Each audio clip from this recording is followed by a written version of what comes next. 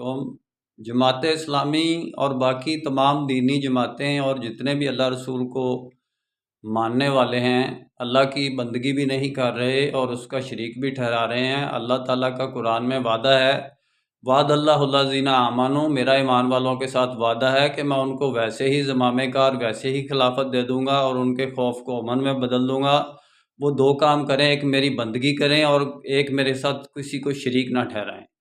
اب دیکھیں ہم یہ کام نہیں کر رہے، ظاہر ہے کہ یہ ہم اللہ کی بندگی بھی نہیں کر رہے اور اس کا شریک بھی ٹھہرا رہے ہیں، تو اسی وجہ سے اللہ تعالیٰ نے ہمیں ذلیل و خوار کیا ہوا ہے۔ پوری دنیا میں ہم تقسیم ہیں، امامت ہمارے پاس نہیں ہے، ایک جماعت کی شکل میں نہیں ہے۔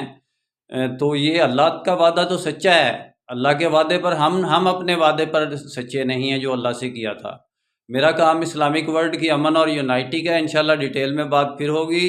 نسبت وحدت خدمت خیر کے ساتھ، اللہ حافظ۔